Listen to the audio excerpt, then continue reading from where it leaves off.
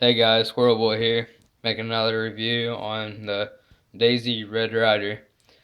This gun is the 1938 model Daisy Red Ryder.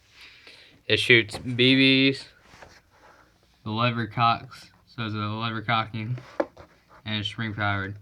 It shoots up to 280 feet per second.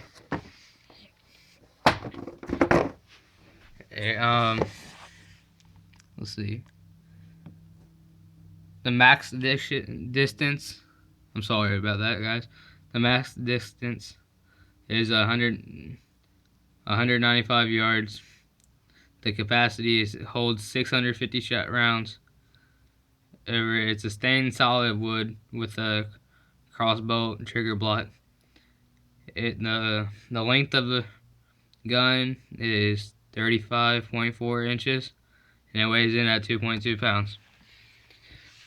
I came with this little piece of leather coming over here. I didn't like that because it gets in the way of the cocking, so I just took it off. Safety right here, right behind the trigger. I'm sorry. Right here. I mean, yeah, right. Yeah, right here. Right there.